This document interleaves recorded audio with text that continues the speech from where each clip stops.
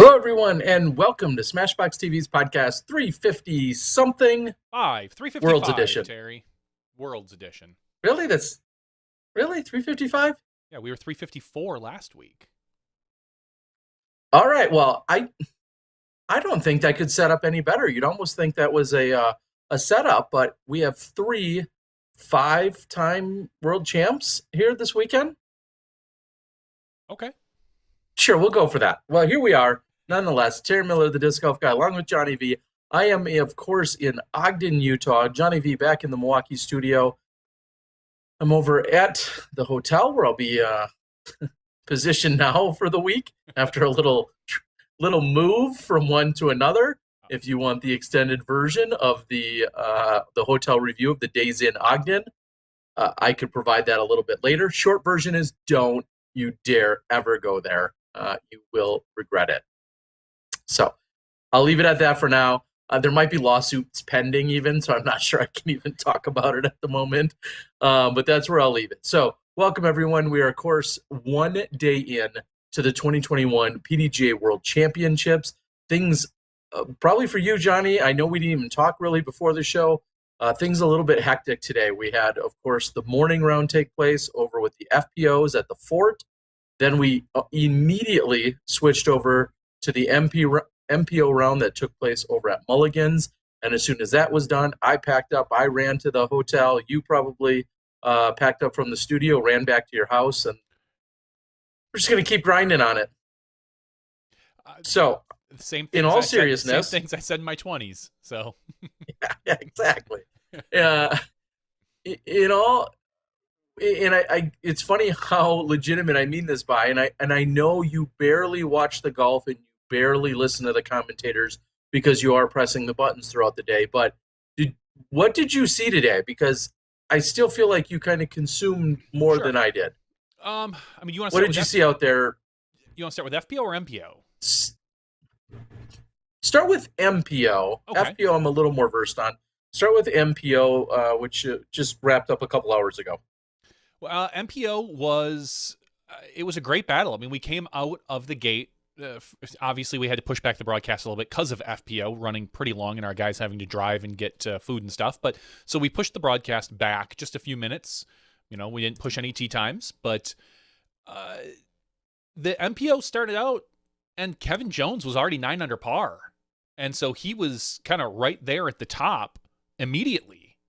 And I even joked with Mo. I said, well, there's no point in showing the leaderboard for like the first 6 holes, 7 holes, because no one's going to be at 9 under for a while. Kevin Jones came out. Then Dallin Blanchard, we saw, he had stepped up as well and got to that 9 under par. And it was a pretty quick that we caught on that Nate Sexton was having a pretty phenomenal round. Like, just in general, he was, he wasn't missing. Honestly, I think you interviewed him and said the same thing. He just was not missing hardly anything until the end when we really caught up with him. So he did not finish off so strong. He took a bogey on 18. Not the worst thing we saw today on 18, that's for sure. We'll get to that in a little bit. But Nate Sexton was really the story today for the most part. He was shooting very well. He's the kind of guy that, this course sets up pretty well for him. It's not too long, but there's enough OB or ward hazard area. I almost called it a warning area, but a hazard area that you need to be safe on. And I hate to throw the moniker out there, but Nate Safton just played smart and played well. And that's all that was really required. Our lead card, we saw Kelvin Heinberg he was on pace as well, and he took a little misstep on 16. It was just good shooting all around. 9s and 10s. Not as hot as I would have thought. For some reason, I thought we were going to see a 12 or a 13. I thought we were going to see one person pop off for that really big 1080 or 1090 rated round, and we didn't. I mean, I don't know what 10 down is rated, but I don't think it's rated that. Yeah, I'm kind of surprised about, with seeing very little of it played, I am a little bit surprised to see that the scores aren't even hotter. And of course, it's very hot outside, and we'll get to that. But it just seems like this course has been attacked so much in the past few years. Of course, you want to get to that double digits. I think everyone's kind of expecting that to be a solid round, that and above or below, however you want to look at it. But I was really expecting a 12 or a 13 as well out there. So, yeah, I guess a pace has officially been set in terms of what will be done. I will say, being out there this afternoon, with the exception of the heat, of course, it was a gorgeous day out there. The winds were, I don't even know if I noticed winds. If they were very light. Now, I kind of hung out in a certain pocket for most of that round. So maybe there was some more stuff going on. I know during another interview or a conversation that was held out there that some of the winds can be very swirly out there. You could literally be on the tee with a headwind and at the pin with a tailwind. I understand that can happen out on the course, and maybe that happened and I didn't see it. But for the most part, things seemed really calm out there. Is there anything you noticed in terms of any of the shots or anything unexpected in that way, Johnny? No, not as far as weather. Weather looked great. It was a little windy at times, we could see. Okay. There were a few times that there was one or two shots where I thought, oh, wow, he threw that out there way too wide. And then you'd see it skip on that short grass and, follow the wind, and it would skip 80 feet one direction or the other and be within 30, and that's just the nature of that course. That's knowing that course better than clearly I do from where my perspective is. So ultimately, nothing too surprising on the MPO side. Like I said, we got Dallin Blanchard is really the name that nobody really knows, probably. And, well, I'm sorry. He's just not a touring pro. He's out of Boise, Idaho. But he's just not that he's not that well known. Not going to lie. No. Here's what I'll say. No one picked him for the top 10 other than him and his mom. Yeah. So congratulations, Dallin. I hope your mom paid off that bet. We see Thomas Gilbert. Greg Barsby is a name that I didn't necessarily expect to see up this high at this point in the round in the tournament. I mean, we're very early, but Greg is not necessarily he doesn't always come out to the hottest starts. Let's put it that way. Okay. So, okay. But he's playing well. My sleeper pick right there with him, Kale Leviska. And when I say sleeper, he's like the 8th or 9th highest rated player in the world or something like that. He's up there. But he's one of those guys that just wasn't being picked a lot on podiums from what I saw. And I put him in for this event. I think this is going to be a very good week for him, is kind of what I had played up. Were there any surprises out there for you? No, again, I've barely honestly have consumed, but as I quickly look down the list, there's nothing too crazy here. Of course, Dan Hastings had a great day out there, shooting his 8 under. You can't really be surprised by that. He may only be 10-13 rated, but he had the highest rated day in PDGA history with his back-to-back rounds that he had a few years ago. There's nothing else that's crazy when you really look at the list. I'm going to quickly, I was going to say the top 10, but now I can't. It's going to be actually even more than that. I'm going to quickly read through. Nate Sexton and Ricky Wysocki tied for the lead. Then we have Calvin Heinberg, Dallin Blanchard, Thomas Gilbert, all tied for third. And then there's a 16-way tie. No, third, fourth, fifth. So like a 14-way tie for 7th. I'm going to quickly read them again to prove there's not any names that really will surprise you here. Greg Barsby, James Conrad, Kale Leviska, Dan Hastings, Dustin Keegan, Eagle McMahon, Emerson Keith, Adam Hammis, Austin Hannum, Mason Ford, Kyle Klein, and Connor O'Reilly. So there's no one that's like, huh? How are they there? And then, the very next name that you see on that list actually is Paul McBeth. Paul McBeth is 3 strokes off the lead, and you could chalk some of that up to hole 18. Yeah, he had a rough hole 18 that we saw. He ultimately he threw it out of bounds. He was leaning up on that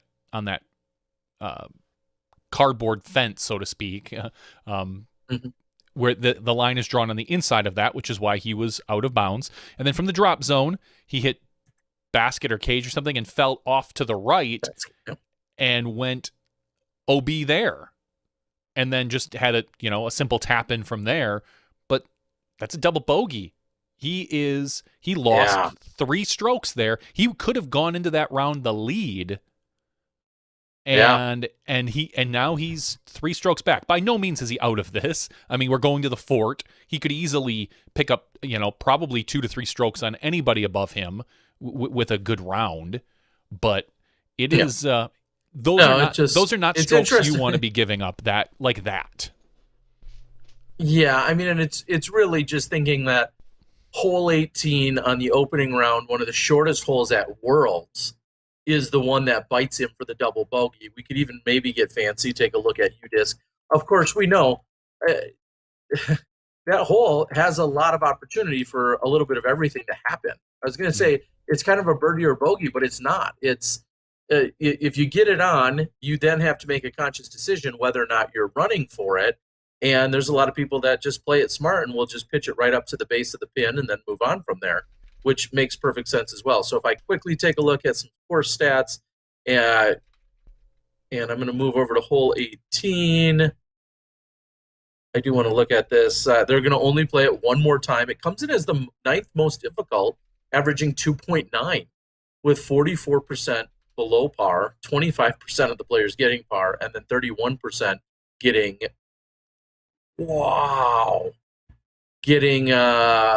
bogey or worse. And I'm not going to lie, there were only 3 players today that had double bogeys.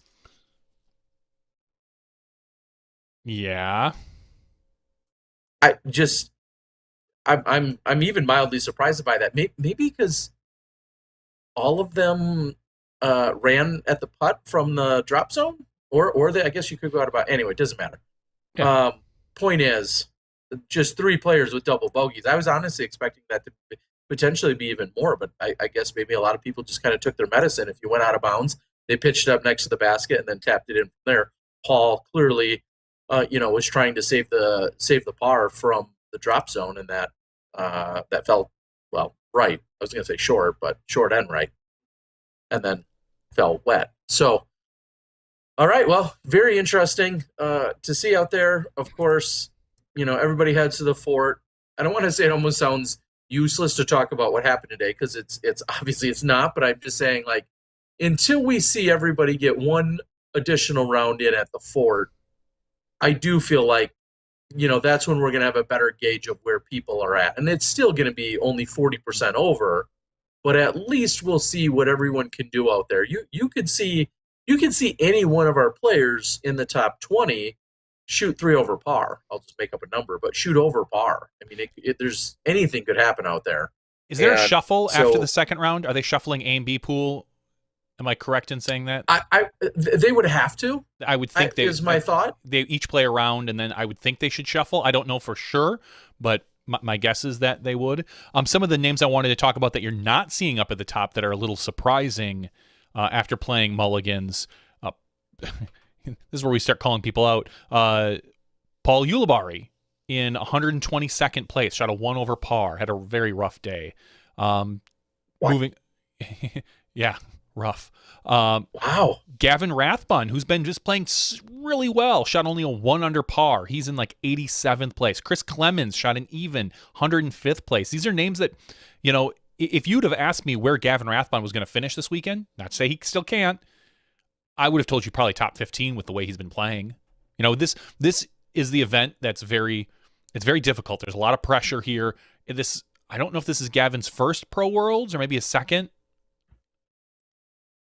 He's I doubt it, but go on. Yeah, I don't know. What do you think? How many do you think he's played? I feel like this would have to be at least a second, but I guess we could quickly take a look. All right, but go on. Anyway, so names like that, I was a little surprised to see way down there towards the bottom. So, and we'll see what happens. Okay, yeah. I guess I'm also forgetting that 2020 we didn't see a World Championships. He must have played in the Worlds in Peoria? Maybe not. I don't believe so. I think I'm going back to 2017. You might be right then. Going back to 2017, Well, and I don't see I mean, he Worlds won on this. Am Worlds. Correct. He didn't win Am Worlds. Yeah. Oh no. I'm saying I'm correct in that. Yeah, I don't believe he's played a Pro Worlds yet. So you could rack that up to some Pro Worlds pressure. You could do a lot of things. I don't think that may necessarily the case. I think he probably just had a bad round. But tell you what, that's for the kid who threw 680 feet at the distance competition. This was the course I would have expected him to do a little bit better on, to be honest. Sure. Well, of course, we'll continue to watch him along with so many others. I mean, yeah, there are some surprises out there, as we all know. Like we just said, there's still some time to, plenty of time to recover and still to have good finishes, to make your charge, put together a few rounds. You don't want to get too far back and make it that much harder for you, of course. But we'll see how things shake out. I'm just so excited to see the scores. I'm not as excited to watch the play as I am to see the scores out there at the course tomorrow. I think it's going to be just brutal. And this is also wholeheartedly admitting I did not watch any of the Utah Open footage. I did not sit down and commit to that like I possibly could have. But yeah, I'll be interested to see how things are going to shake out there. All right, well, let's anything else? They're talking about him on the board, so I want to bring it up. Like Brody at +1 as well, 122nd. He is as well. He's having not necessarily the best round. And if there was a course you were going to predict him to do well, it was going to be this one. He's much more of a power thrower, not necessarily known yet for his woods golf, as he really hasn't had to play much woods golf. So this was a course I would have picked him to do better on. And Terry, maybe you can give us a little more of this story. I don't know the details of it, but I saw it on social media. Is it true that Brody dropped $1,000, or we'll say foundation maybe? I'm not exactly sure the designation, to close off the driving range for the players? Is that a true story that I've heard? Yeah, so there was a little bit of chatter about it, and I was going to look for a little more of it myself. I know there was some chatter about it that he, in fact, I think he was, I'll just say probably frustrated that there wasn't, maybe he or others didn't feel like there was enough place for them to warm up. So at some point, I guess he had gone in and paid the fee and I don't know if that was a made up fee. I don't know if that was a what's the word? A negotiated fee, or if that's just a standard daily operating. I have no idea where $1,000 comes from specifically. But apparently he had paid that, and then I was under the impression, I was under the questioning of if that was for the day or for the week, or if it was for certain time slots, and I think it was for the day, and it was until 4 p.m. is maybe what the understanding was, something of that nature. I know there were people out there hitting golf balls later on in the afternoon. I know that much, sometime after 4 p.m. And I wonder if it's, clearly I don't know. I guess I would have no guidance or reference. Go ahead. Coming in off the board real quick. According to his live Instagram video, it was what he offered to the manager for the day to use it. The day? So I know for the day, that it had gone live. I know they went live a little bit earlier tonight at some point. I think when I was just getting to the hotel, and maybe within there, that's when.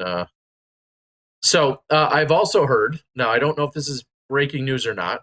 Exclusive. I have also heard that. Wow. Okay, everybody, we're good. You know, watch my hand. That was epic. Hold tight, people. For audio listeners, Terry just somehow tipped over his camera. If you guys only knew that my camera is probably was set up. Yep. Propped up on a pencil and 3 pieces of gum, probably. Wow. Oh my goodness, people. If you only knew. How poorly I handled this tonight. now he's all out of frame. I have to reframe him real quick. Hold on. I could. Well, if you. No, I hold can. on. Let me reframe you. Hold let on. me make an adjustment though. Okay. Well, here's what I'll say about Brody and the $1,000. That is a lot of money for one day. I don't necessarily love that move. On whose behalf? On Brody's. I think it's phenomenal. It's wonderful. I'm props to him for doing that. I don't necessarily think it was the best spend of $1,000. The players did have nets to throw into, and it clearly it's his decision. You know, I'm not here to tell anyone how to spend their money, but what happens in 2 days when they come back? Is it another $1,000? Is it? I hope. All right. Well, here's my breaking news. Okay. Here's my breaking news. Break the news, Terry. Like you broke your camera. Breaking news. Well, this is what happens when you have it set up on a tray on top of your peanut butter filled pretzel canister, and then you. Like, how stupid am I? I can't even put my hand into the peanut butter pretzel canister right now because my camera's on it. Like, that's dumb move 101. All right, so apparently some statement has been sent to the players, but I was told earlier today then that the driving range will be available for warm-up for the rest of the week. Okay, for the players. Then if that's what the $1,000 is, then I think that's no. spend. Brody, no. Brody spent that on today. The event staff and or PDGA then stepped in and then must have negotiated some kind of deal and then took care of it for the rest of the week. So I believe Brody's spend was outright for today, and then all the other days have probably been secured or commissioned by the PDGA / event staff. So I want to make sure that I'm getting that right. Hopefully I am. Okay. Well, I'm glad it's available for everybody for the rest of the week for warming up. That makes sense. I'm not on site, so it's really hard for me to judge. You know, do they players need it? Is it nice to have? Do they, Paige Pierce had talked about the fort and that there is really no place to warm up for drives and that she was going to go to a park the next time, the next day and throw some drives there because they didn't really have a great spot for just driving at the fort. And that's tough because, courses aren't necessarily built for that. Not a lot of courses. Yeah, I mean, having a few open nets is nice. We've seen that on most of the Pro Tour and NTs, where they've got a netted area where you can sit and drive into.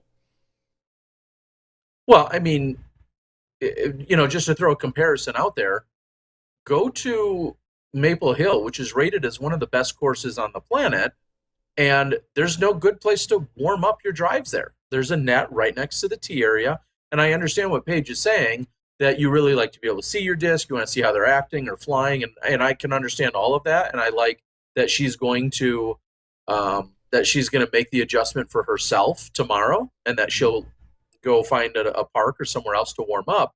I think there's a lot of courses that might be phenomenal courses, but just don't necessarily have the extra space for warming up. Fountain Hills is another good one that comes to mind, and I know you could argue about how much you love the extra pedestrians or whatever, but there's just not really a good place at Fountain Hills to go warm up as well. I mean, sometimes those things aren't available. Now I understand there's a driving range here. Does that should that entitle it to the disc golfers? I don't think so necessarily, but then if there's any safety concerns, I mean, I understand there's a lot more to this. I don't think we can just lump it all into one easy, obvious phrasing. And yeah, I think that's the other thing that we can learn from is to continue to not get all worked up, to not think you know it all, and maybe hear that there's probably more than one side or one angle when something is or isn't done. But I've already started memes burning down the PDGA. So you can find my voodoo doll of Jade Sewell. It's for sale on eBay. If anyone, no, of course, I don't know. We don't know any of the details as far as what the golf course was able to offer at the time versus now, and there could be a lot of other stories. And hopefully maybe we'll get more details on it as the week goes on. Maybe we won't. I don't know. Well, but from what I've gathered though is that it has in fact been addressed in that way, and a statement has been sent to the players. That's what I've been told. Now, another angle on it was another competitor who then went to social media and said that he didn't feel it was fair that the driving range became available for certain players once that was done.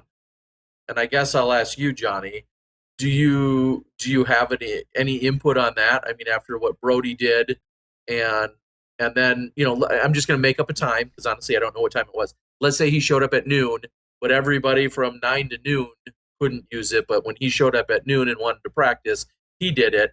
And again, I'm just making up the numbers because I wasn't there. In this case, for the sake of argument, do you feel that is that a fair complaint from someone who maybe teed off at 9 and didn't have it? Nope, not at all. Not at all, because everybody has the option to find a spot on their own to warm up and throw. Is it nice when it's on the course for some people? Of course. But sure. I've got no, sorry. If to me that is such a minor complaint that's just unfortunate. Unfortunate for some people, and they'll get to benefit the rest of the week. So they also got to tee off early in the morning. Maybe there was a benefit to that. I don't know. Sure. All right. So there's the ultimate lesson learned, though, today is make provisions to warm up wherever that might be. I guess the question is, did people think? Yeah. Did you think you were going to be able to be in the driving range warming up? And if so, you know, what led you to think that would be another question that I would have. So, yeah, I mean, at the end of the day, you're responsible to get yourself warmed up, whatever that takes. And everybody does it and needs, you know, things a little different. Whatever that takes, you're responsible at the end of the day to get yourself warmed up. So, all right. Yet very, also, to put this one to bed, also an interesting move by Brody. He received a lot of praise for not only dropping the money and then making it available for others. Some people were then critical and saying, well, you could have left out that, you know, that you spent $1,000 on it. I mean, I think it was a really nice gesture. I have a hard time finding the negative in him doing that. I would have blocked it off to everyone but myself. Ha ha ha! It's my driving range. Now that, I mean, if you wanted to be like, I'll make my money back. Even there, if that was the case, yeah. Well, even if that was the case, like he could, and I know no one could really fault him. I mean, I think that was very generous what he did do. Yes. So 100%. There's I see zero downside to this for him. In general, and props to him. Hats off. Let's move on over to the FPO division, the division that wouldn't end all day long. Lots of backups. It was a long round. It was a long round. It was like a 5-hour plus round. Lots of backups. Just what a rough round. Just, I mean, the play was fine. The play was good. It was a pleasure to watch. We got to see some pretty good golf out there. Just the backups were atrocious. So I hate to be one of those guys that something needs to be done, but I don't know what. I don't know what you can do. Throw less shots. Yes, in general, yes. Please, women, throw less shots. Not have a record-breaking attendance of players in the pool. And of course, this could get situated for the next round when it gets shuffled out, when the players are sorted a little bit more by skill level for the event. That might help with the course flow a little bit. We have yet to see. So hopefully. Either way, Paige Pierce limps in with a 3-under by taking a double bogey, much like Paul McBeth. The 5 times in hole 18 today, not so great. Not so great for the 5 times. She took a double bogey on hole 18. Haley King, she shot a 2-under par, being 1 behind Paige Pierce. The surprise name from most people, who was on the top of the leaderboard for most of the day, because she started out like an hour and a half ahead of everybody else. She was on hole 13, I think, when we started out, was Sarah Gilpin. And Sarah, she is from, is it Iowa? Iowa, yes. Salon, Iowa. She just shot a pretty clean round, honestly. Hit a couple nice putts, couple circles edge, 2 circle 2 putts, a 38-footer and a 50-footer. Just a very good round at the fort, regardless of how you look at it. Shooting a 200 par there. So congratulations. She's a DD-sponsored player. 4th place was one of the Mandujano sisters, Valerie. 5th place was a tie with Sarah Fakis, Katrina Allen, and Madison Walker, along with Kristen Tatar, our one overseas player. So that kind of rounds out most of the top of the FPO field. It's really tight, honestly. That's 3 strokes. Both these courses are so far not huge. There's not a lot of separation in the players, and we're only 1 round in, so it's hard to really give a judge. Paige could come out tomorrow, or Kat could come out tomorrow and shoot 6 strokes better than the next person, or Haley King, or anyone. I don't know much about Sarah Gilpin's game. Maybe you probably, Terry, hopefully maybe know a little bit more. Is she a far driver? Is she a good putter? Do you know what the strengths of her, or are you not familiar? Honestly, I mean, I know that she plays quite a bit, and I know that she works on her game, but she hasn't usually been in a position where I've come across her. I don't think I've ever, of all the FPO coverage I've done, I don't think I've ever had her on featured on one of my coverages on the Disc Golf Guy channel. I see her and her husband at a ton of events. She's out there. I know she's a grinder, but I have to honestly admit I don't know much about her game, and clearly me and the rest of the world, we're gonna learn tomorrow what she's doing, and what she's doing really well out there. And it'll be interesting.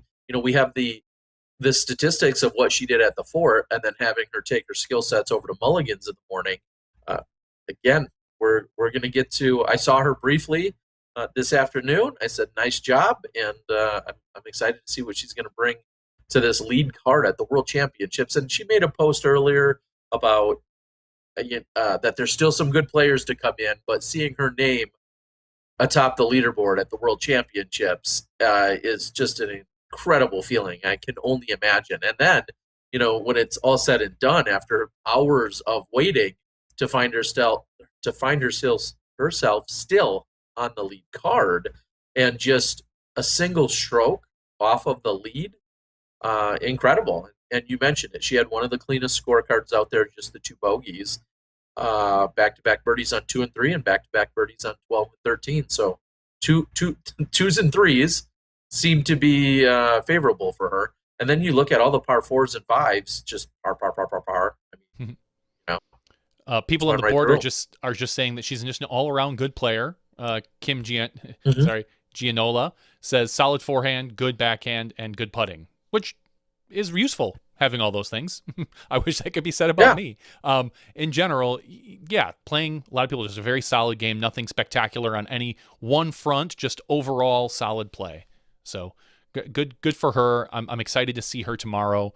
It's the one thing that makes us in the broadcast pull our hair out a little bit, is when we see one of these players from way early on the first day shoot out of their mind, because it means we're not going to get any footage of them probably for highlights or packages for the next day, especially Sarah. So you'll probably see like a bio blast for Sarah tomorrow, just in general, getting to know her, because we're not going to have any footage of her more than likely. So it's, but you know what? We got an entire round with her at Mulligan's. Yes, so this should be a lot of fun. Looking forward to it. I mean, look at hole 18, and I know, you're going to finish 18, to wrap up the Worlds, but 18 at the fort is where you're going to finish the World Championships for both divisions. And look at our lead card that's going into tomorrow. You had Haley King birdied it, Valerie parred it, the bogey by Sarah, and the double by Paige. Unforced errors. What more could you want in a? I'm just saying, what more could you want in a final hole? Potentially at the World Championships. Clearly, one that can offer up a little bit of stroke separation. The one comment that I feel like has been consistent, and it's I want to say it and make sure that it's not a criticism. I just think it's an opportunity where I think you're going to maybe see an adjustment made, hopefully, if they can, if it falls within the scope of being able to do so, maybe after tomorrow's round. I think one of the biggest challenges about hole 18 is there's the OB on both left and right. Mm-hmm. It really creates kind of this, landing strip, so to speak, and then it has a larger circular head at the end of it. But this landing strip in the middle, and it's really tough to see exactly where the OB line is.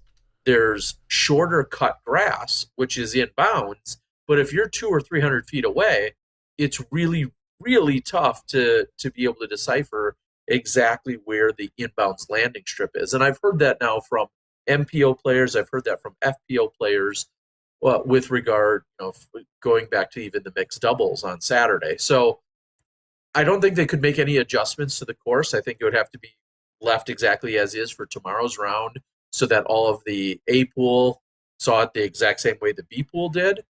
But I would love to see that if it could be addressed, and even just some regular flags. They have the line and they have the little whiskers that are there, but 200 and 300 feet away, those are really tough to see. So we'll see if that's an adjustment that's made or not. I mean, ultimately, you have to know the course and know your landing zones. But I've heard a number of people wish that there was some more of a visual from longer distance. So we'll see what happens there. But hole 18, it's going to have a huge gallery. It's going to have probably hundreds, if not thousands, of people. There's bleacher seating out there. I think it's going to be rocking and incredibly loud and just wildly exciting to watch hole 18 finish up at the fort for our World Championships. Yeah, I'm really excited. I'm really excited as well for 18. Just that hole sets up great for spectators. It has everything almost you want in a hole. It's got a water carry. It's got a little bit of woods, so you need a technical shot. It's got some OB. It's got a little bend to it. Today on the lead card, we didn't necessarily see it played extremely well.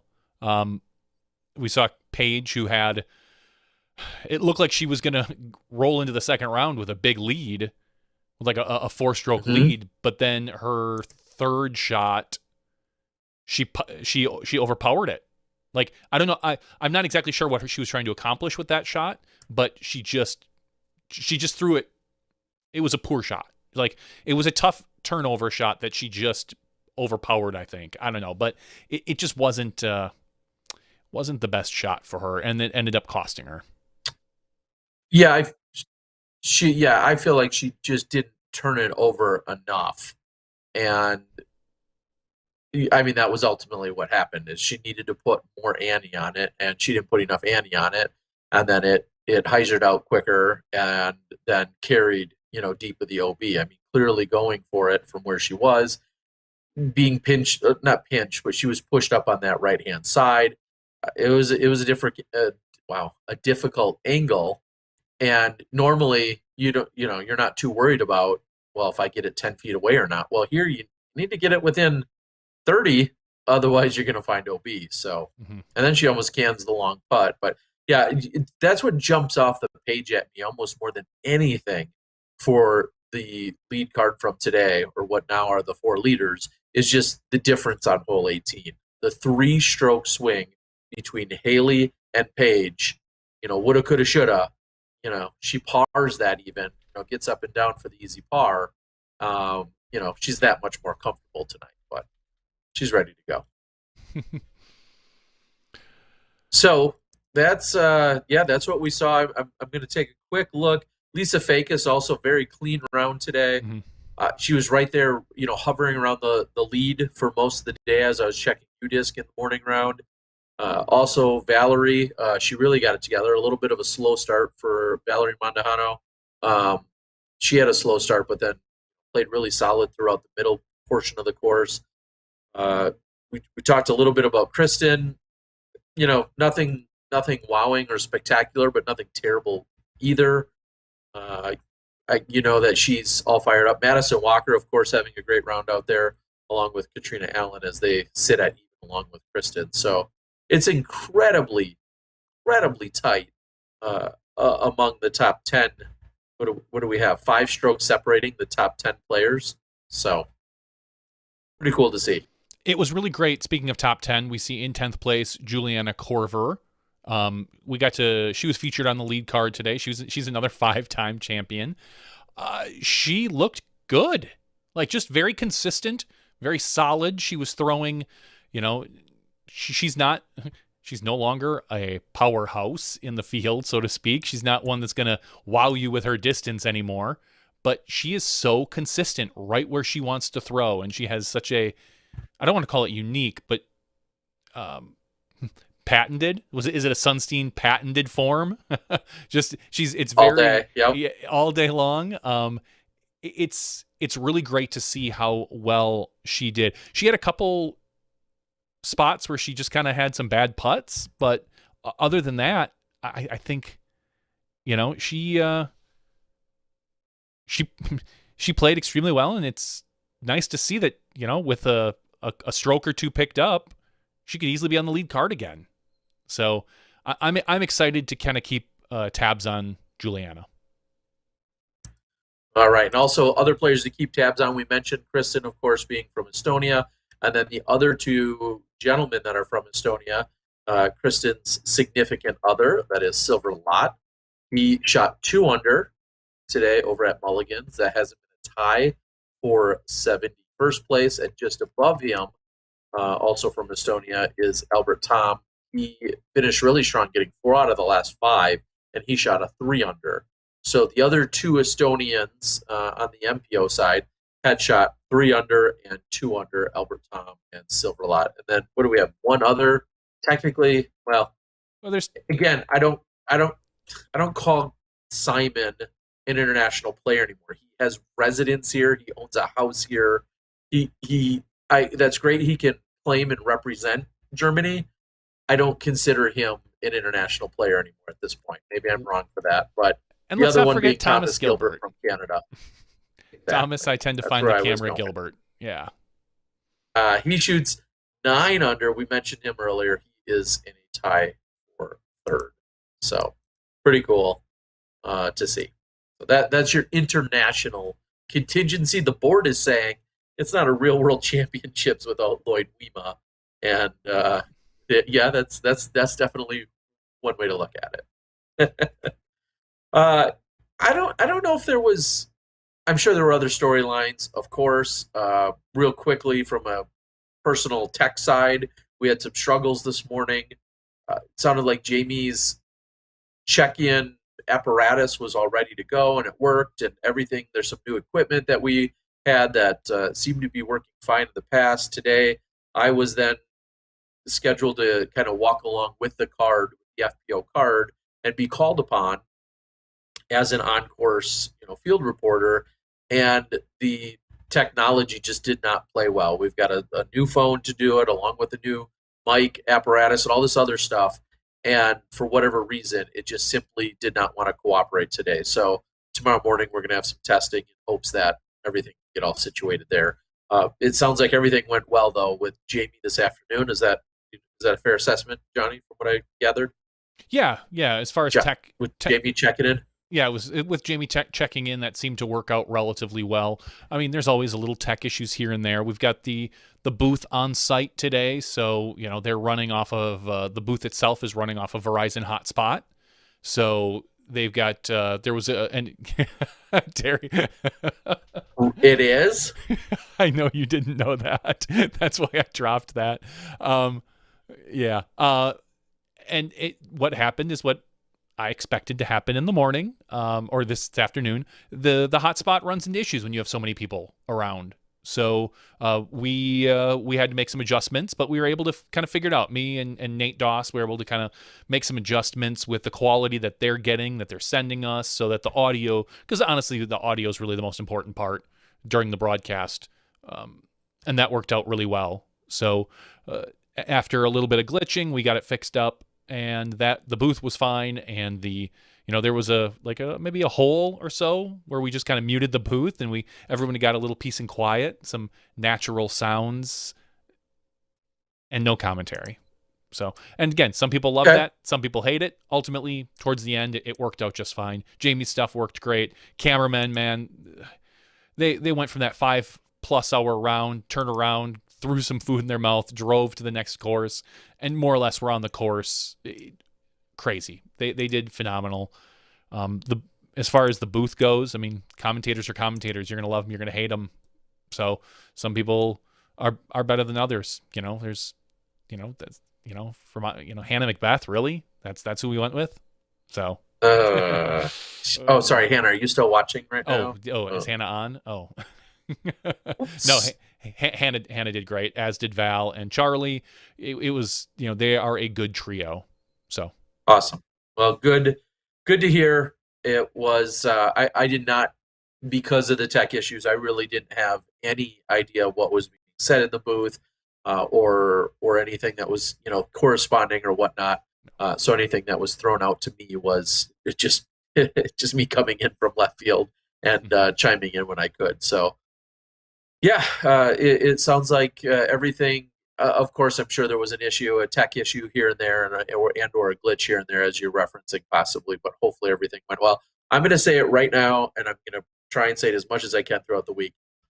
As someone who's on the ground and not lugging around a 10 or 15 pound backpack that's heated, and lugging around a 5 or 10 pound camera, and doing it twice, and having to listen to Johnny, hats off to all of the cameramen this week.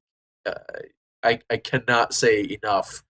They ultimately are up for 10 total rounds if you think about it, and I think the schedule is allowing, with the way they've shifted, they're going to either have 2 or maybe 3 rounds off. So there's kind of some rotating in and out, but to do 10 total rounds of coverage and to be live and ready to go for 7 or 8 of those 10 in these conditions. I mean, it's tiring and exhausting and hot, and disgusting and everything else, and a challenge in a regular weekend.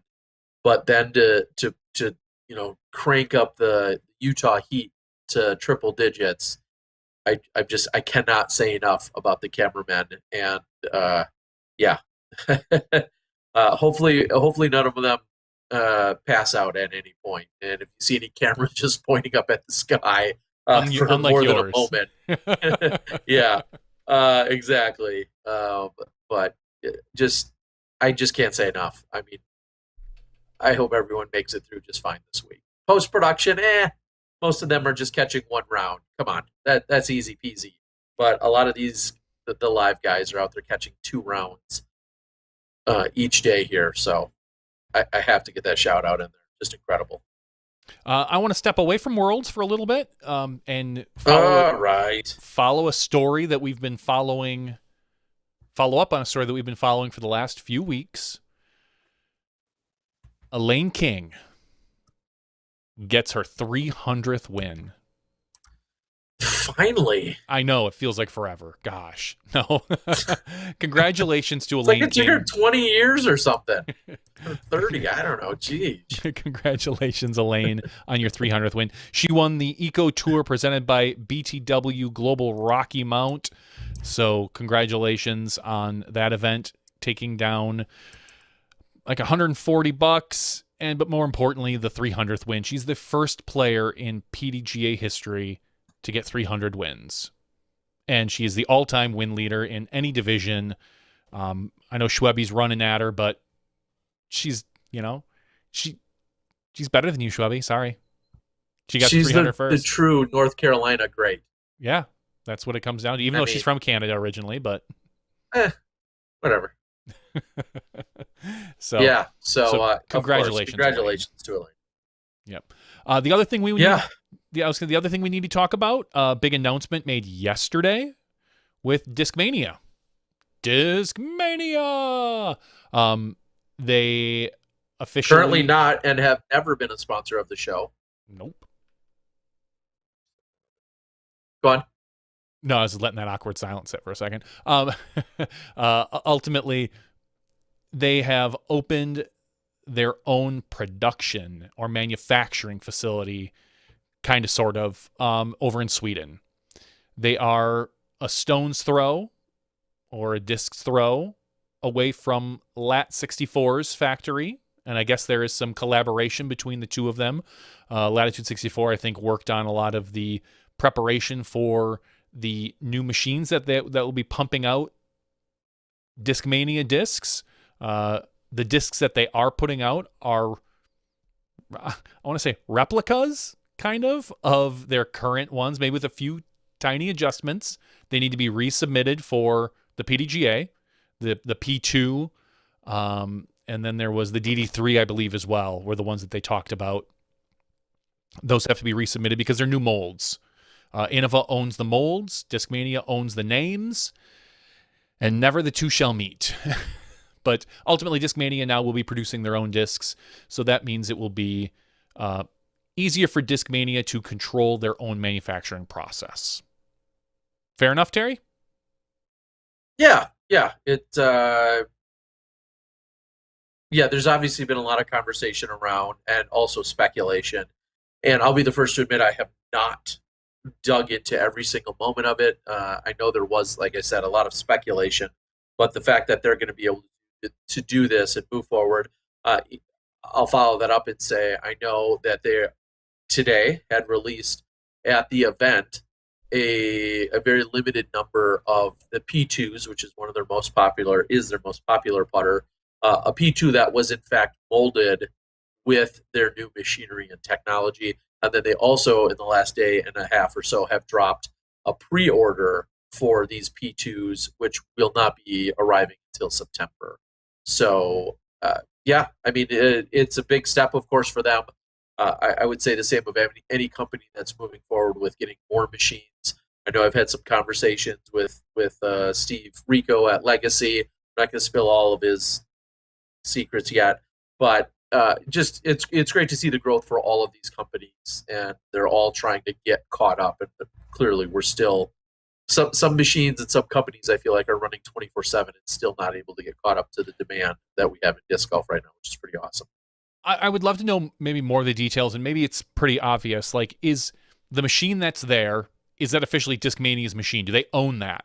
Or did Latitude 64 buy that and they're just, so to speak, leasing out 24-hour time on it? Is that a Discmania machine and warehouse, or is that a Lat 64 machine and warehouse that Discmania now has access to? I don't know any of those details. It could be, it could just be some sort of collaboration, but sure. I don't know if anyone knows. If anyone has any idea on some people know, and at the end of the day, the hardcore fans or the hardcore throwers probably don't even really care if they really are just trying to get their hands on the plastic.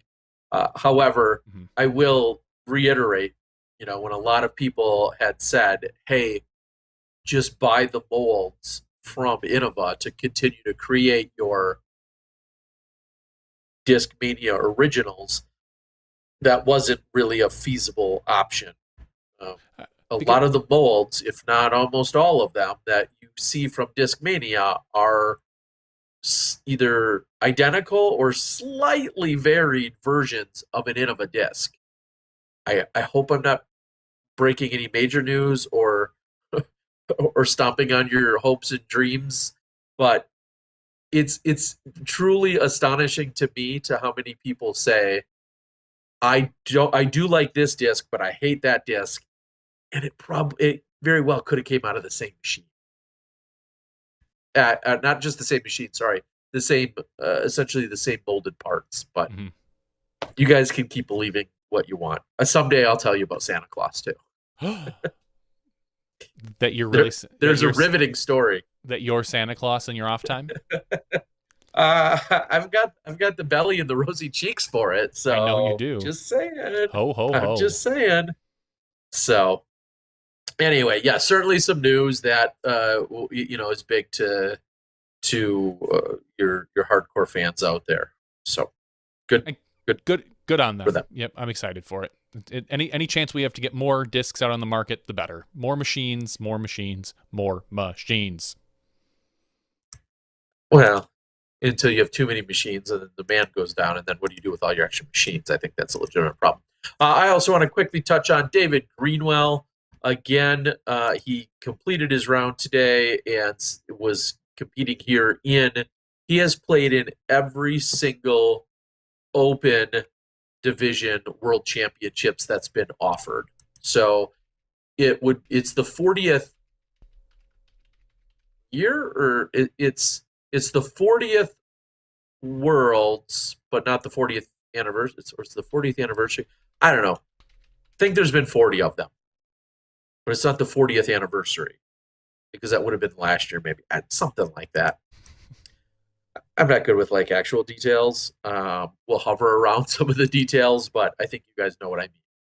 He has played in every single one, and he's even won some. So pretty cool. He's got himself a today. I think he shot a plus 13, and I know he's coming off of a knee surgery. I think he had one replaced a few years ago. He just had another one replaced not too long ago. He hasn't been playing a ton, but he's out there playing this week, and that is obviously pretty awesome to see. So good luck to Mr. Dave Greenwell. Lowest PDGA number here, PDGA 962.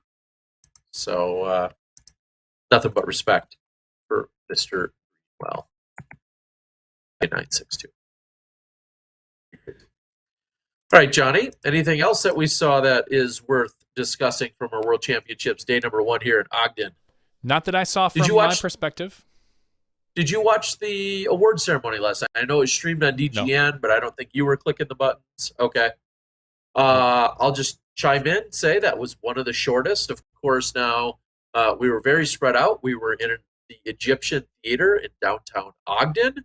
I believe they said it's one of only 5 remaining, or 5 in the world. It was a very cool facility, as you could probably imagine. It was relatively short. Great little hype video. Have you seen the trophies? The huge bells? I have. The trophies? No? We have yes, we have a few videos of them that we've been using as bumpers with the trophies. So I have seen them. So very cool. Of course, the railroad theme and all that stuff that's played in here as part of the Ogden environment. Also, something else that was really interesting that they said at the players' meeting last night.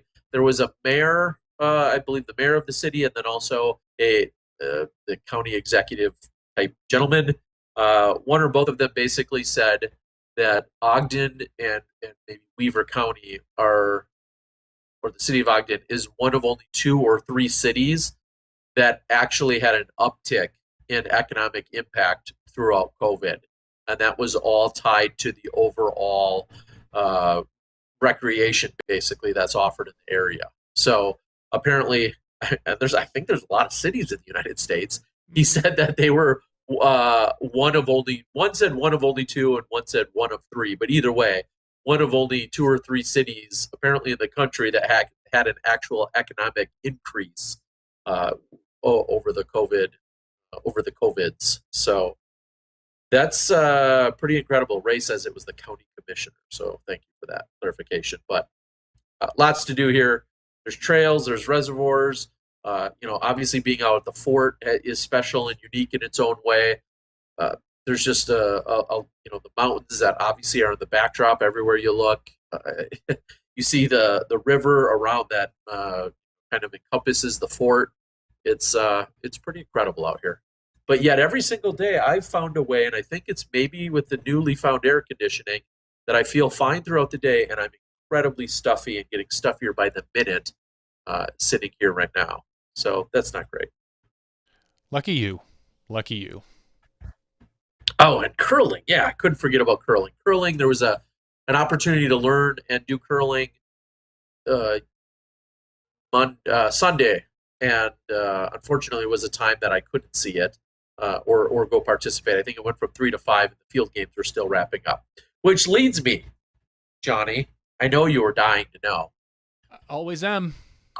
I think I may have one of the first ever fully recorded Edge skill shot competitions, and that is all thanks to Ryan Pilcher, the superstar who was out here for the weekend. Thank you so much, Ryan. Huge smashy and just all around incredible human. We got the Edge skill shot competition. Now, I haven't looked at the footage yet, but I'm going to spoil this a little bit for you. We may have had both the FPO and MPO winner all while being commentated by none other than Kelvin Heinberg. And, and Kelvin pre-haircut Heinberg. So this was Sunday. Monday, he got the haircut. He said he literally got the haircut and drove straight from there to the press conference. And he said if the haircut went longer or it was running late, he didn't care. He was getting the haircut. So, so super excited about that. I also have World's doubles footage. I also have some of the distance competition and some of the putting stuff. So, excuse me. I just want everybody to know I have it. We captured it. It was all just stuff we went out on and grabbed on our own. And it will, of course, get assembled and put together. I'm not going to sweat it. I'm sweating enough this week. I'm not going to sweat trying to get it out while you guys are consuming 6 other post-production cards along with the live feed. But these are all things that I'm going to be able to put together and then offer up after the fact. That's pretty cool. That is great. So, all right. Johnny, I'm looking at the board. Yeah, I don't have a lot more. I mean, we can wrap this up and go into an after show. Sure. We can read some stuff off the board. It looks like a lot of people have some great questions. Tyler Brickley and Friend is here. So Tyler's got some stuff. We see so many regulars out there. Thank you guys so much. The Garners, Sue and Raleigh. Thank you guys so much for joining us. I think that's as good as we're going to get for a recap tonight. I mean, pretty concise. Tons of post-production coverage, of course. So we invite everyone to go check that out. My other final question on media for you, Johnny. You don't have to give me the exact numbers. I don't know that I care about the exact numbers, but how was the overall viewership you feel like today? Maybe you didn't know or look. I didn't look honestly at all. Okay. I'd love to know. And then I think we're going to continue, of course, to see it ramp up throughout the week. But I wonder how many people are chiming in. And I assume almost every person here is in on the board is a DGN network subscriber. Of course. We hope that you are. But I'd love to know what viewership looked like today. And I'm excited to see, hopefully, that only continue to trend upward throughout the week as well. So pretty exciting. All right, guys, we're going to call it. This is going to be the regular show, one of the shortest ones ever, as I'm continuing to get more congested by the minute. But we're going to call the regular show. We thank you guys for joining us. Throughout the rest of this week, I might step in and have some nightly recaps of my own. I can't make any promises on that. We'll see what the heat and what the beverages are telling me. But maybe I can get a special guest to jump in, and maybe I'll go live on my page for a little bit. We'll see how that works out. But we're super glad that you guys are here for our show. Of course, we want you to jump into DGN every single day. We'll have FPO in the morning, MPO in the afternoon, and then UDisc and all of your other outlets and all of your media post-production, as we talked about, will be available to you guys as well. So for Johnny V and myself, Terry Miller, the Disc Golf Guy, this has been podcast 355, our 2021 Pro Worlds edition. Thank you for joining us. Stay tuned. We got some other action coming to you guys in the after show where we hope to answer all of your questions. We'll see you then. You step inside the Smash Box. Thank you to our $2 and above patrons. Your name is listed below in the credits. If you are interested in being listed as a producer in the Smashbox TV credits and supporting this and other fine podcasts, please visit patreon.com/SmashboxTV.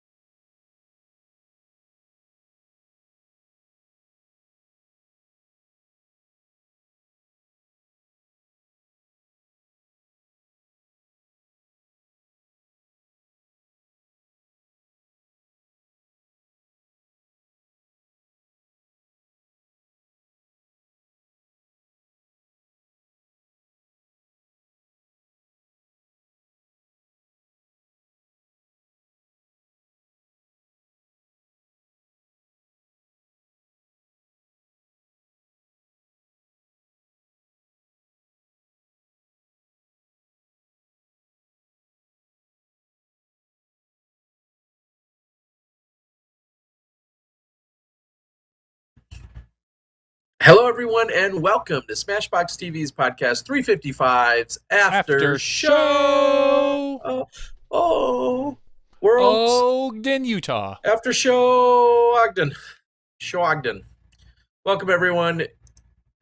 Terry Miller, the Disc Golf Guy, along with Johnny V. And yeah, I'm in Ogden, World Championships, and we're back to 5 rounds. We didn't really talk about that in the regular show. We're back to 5 rounds, which is something I do love. Of course, when you see some of these players here at the Worlds, and it's always funny to reminisce with some of them about how many rounds Worlds used to be. And obviously there's been a shift in just the overall dynamics of the sport, and the courses are longer and more challenging and all that other stuff. But I've said it 100 times, and I'm going to say it 100 more. I love that we're at least 5 rounds. One more than any other standard major. And I'm good with that. Would I be mad at 6? Maybe not. But I do love that it's at least 5. At least 5. I'm with you. Like, I'm fine if it's not 6. Like you, if someone told me next year it was going to be 6, I'd be like, oh, that's interesting. I'm okay with that. Mm-hmm. I know a lot of people would not love that, but sure, I would be fine with it. But then again, I was fine with 8 and then a semis or whatever, 7 in the semis and a final, and then whatever else back in the day because we're old. But the day 5 with the cut will be great. Hopefully, I think like we said, the shuffle after day 2, and we're hoping. To make sure that is there for sure a cut after 4 days? I believe there is. You know that? That's what I was told today. Oh, well, I do like that even more then. Yeah. Is it a cut only to the cash spots then? It must be. I think that's actually a rule now. That's a rule now. If there is a cut, yeah. It's got to be a cut to the cash spots. Blue Boy just says yes. Okay. So I'm going to say that means a cut. I don't know if that's what he's talking about, but Jordan saying yes, cut to the top 40%. Perfect. Which will obviously speed the rounds up, inevitably. And you almost have to if both divisions are going to be at one course, you can't do that all in one day. Duh, Terry. Duh. Come on. Tyler says, could we pay Mulligans $1,000 and have them add a final 9? Ask Brody about that. Maybe he could make that happen. I don't know. All right. I'm going to read through again. Well, for those who maybe are new, I don't know how many of those would be, but welcome. After show is even more loose than what we would consider the regular show. We largely play off of what you guys are asking or commenting on YouTube. Johnny kind of keeps an eye on some of the Facebooks and some of the Twitch messages that come in. But if you got something you want to ask or maybe a topic for conversation, feel free to throw it into the chat. If you come up with something incredibly bright or insightful, I will likely reword it and pass it off as an original thought of my own. So just know, as soon as you put it out there, it may not be credited to you at any point. Terry Ray Zerhausen says, with the live productions, you should try to create a unique theme or vibe for the majors. Think like the Masters on CBS or different transitions or scoreboard shots, because right now everything still looks the same as DGPT events, other than the color scheme. I believe the color scheme is PDGA color scheme. Sure. Would you like to address that, or what are your thoughts on that immediately? Well, like you said, I think color scheme is a minor, but yet has been a strategic move. We usually have more of that red, white, and blue theme for the Disc Golf Pro Tour events, or DGA, Disc Golf Pro Tour specific, sorry. Other events on DGN, if they are a PDGA major, like we saw for the U.S. Women's a few weeks ago, and for this one, although I never saw 1 minute of the live feed today, I'm going to assume it's that, kind of greenish teal and then the navy blue. So there's the slight difference that's being made right now. Now, could there be additional graphics and details, maybe some digital assets that are created that are specific to majors? That certainly is possible. Just to jump ahead a little bit, though, I think I can speak eloquently in that, or correctly in that, certainly not eloquently. Disc Golf Network is partnered with the PDGA for this major and for the broadcast of this major. That is how we would describe the relationship. It is a partnership with Disc Golf Network along with the PDGA. Same was said of the U.S. Women's. Jump ahead a few months, and we will have some involvement, I believe, with the United States Disc Golf Championships, which is also a PDGA major, but is owned and underwritten almost entirely by Innova. So I don't know if there's a blanket way we could say, okay, well, here's what majors look like. I mean, we have those things to consider. The Tim Selinsky, the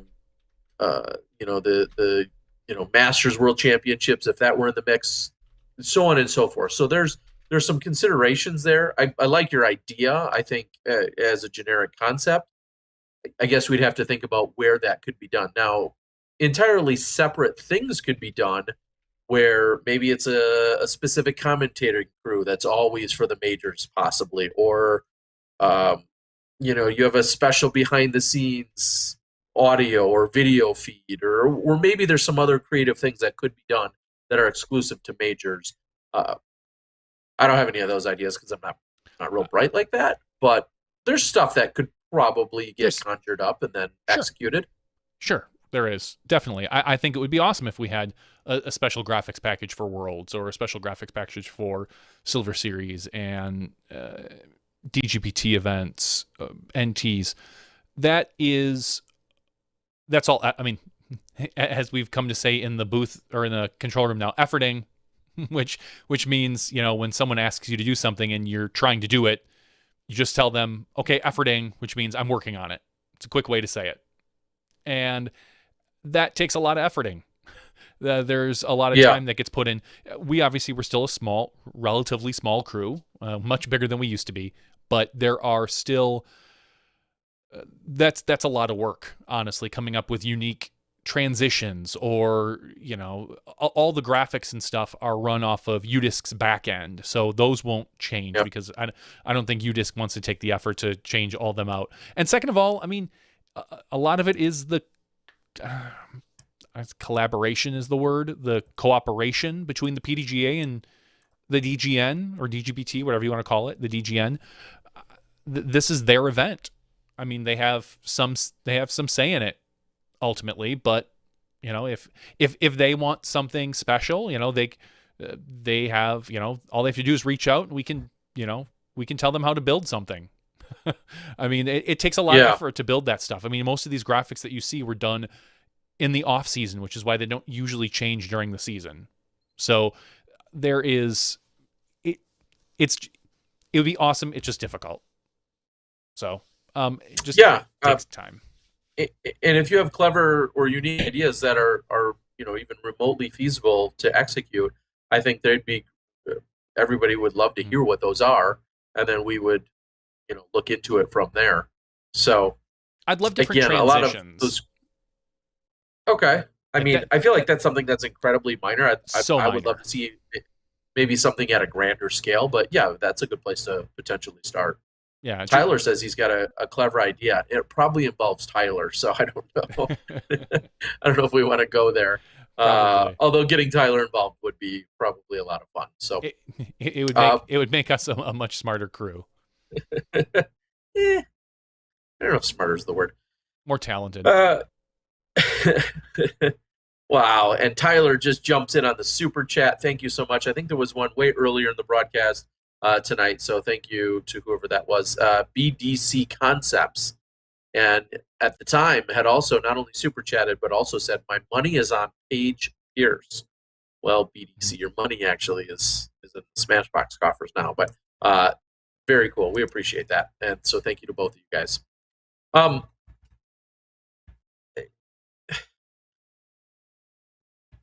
I think we continue to forge our way forward, and I don't really want, this isn't a negative, but forge our blazer path to how golf courses are integrated. We've seen and used mulligans now for years at the Utah Open. In fact, it's been the Utah Open main course with the exception of this year, for the last 3 or 4 years. And I think it's played really well. Of course, people would say we'd love to see more trees and so on, but I think it's played really well for what we've seen out there. But yet we're still continuing to hear the arguments of whether we should be at a golf cart. Now, here's what I will, my one thought on that, additional thought would be, I was at the fort today watching 100-ish spectators, maybe even less than that, kind of work their way through the course. And in some spots, it was already tight or difficult. And we're talking 100 spectators. I then watched hundreds upon hundreds of spectators out at Mulligan's today. And it was just like, like a pack of, like an ant colony just, roaming around out there. And this big, massive gallery. And I think it's going to be tight at the fort. It's going to be really tight. And I already have to say thank you, because I know that the staff of the event is taking that into consideration, and they're really trying to corral and keep crowds controlled, so to speak. And they were doing a phenomenal job during the FPO round. But I was thinking this is not as nearly as many people as we're going to see on Saturday. Things are going to get a little bit hairier out there with a lot more spectators. So take it for what it's worth. So many people love Woods Golf. Woods Golf is that much tougher, not only just to film, but also sometimes that much tougher to spectate in person. I'm not saying golf courses are all the rage, and that's where we have to go, and that's the no-brainer. Of course, there should be some kind of a happy, middle ground that we can find. But being here, being present, seeing it with my own two eyes, the dichotomy, the difference between them today, just in rounds, the morning round and the afternoon round, it's something we always have to keep in consideration. So, what's going on out there with our super chats? Well, Tyler Brickley asked me to move the super chat location, so I gave us this other box that we've used in the past where the super chat is right above me right here. I can almost grab the money, but I can't quite get it. Wow, thank you so much, Tyler. Then Charles Sardina got in on it and said, buy some Bitcoin. Bitcoin took another big plummet I saw earlier today. Oh, did it take another one today? I saw it took one yesterday. It did, and then it rebounded a little bit, but it looked like it took a legitimate plummet or another downward trend. And then Tyler jumps back in, said, push the super chats up and off. Wow. And then it comes back with another one, says, I'm going to be in every line. Oh, Tyler. If this is the best way we could test, we appreciate it. All right, I'm going to read a few more comments off the board. And Cody says, "Is this a spectator or players event?" And that, obviously, that's at the end of the day. I was going to say, obviously, at the end of the day, this is for the players. They're playing for world championships. We all know that.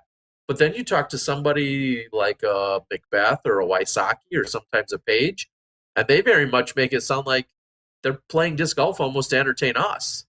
And of course, that's not their only goal or purpose. They're trying to win individual titles and awards and accolades and events.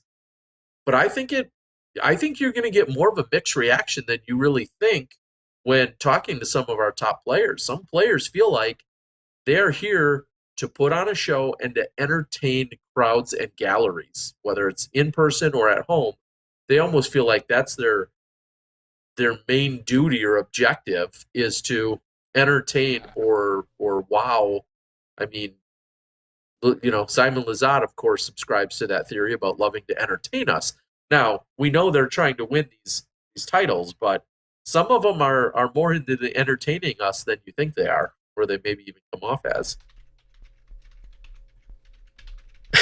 Tyler continues to work the super chats. Lee Adams, we appreciate it. Thank you for being out here and getting in on the super chat. Daddy Disc Golf says Nate Sexton playing hot was cool to see.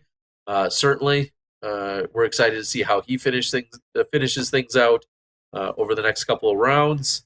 I assume he's going to be doing commentary probably every night or every morning.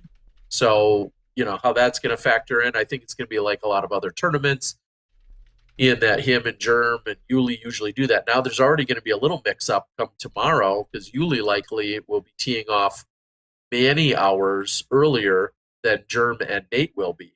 So I don't know if they'll get to the commentary yet tonight. Let's hope that they do, because otherwise there might be a little mix-up come morning time.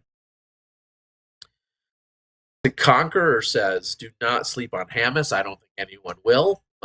He clearly has every bit of the skill set required to be out here this weekend and to perform well. Ray says, Johnny, talk about the Bucks. Last week we were talking about the playoffs. This week we can keep talking about the playoffs. They ended up winning it in 7 games on the road. Yeah, overtime. Look at me. Yeah. Did I see 6-2 in the overtime? Is that what I saw? That is what you saw, overtime, I believe. really? It's like 2 minutes or something. 2 or 3 minutes only. Is that 5? I don't believe so. Okay. Just seemed like a really low-scoring overtime. It did to me as well. I was watching, and I'm going to throw watching in quotes. I was kind of keeping track of it on my phone while I was up north, hanging around a campfire, eating some s'mores. And I just kept watching. I was actually interacting with Dixon at the time as well, because he was asking me how nervous I felt. And I'm a Bucks fan. I'm not a super fan.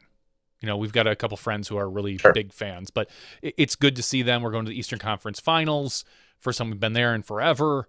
I'm looking forward to, this team hopefully moving on again. So. Okay.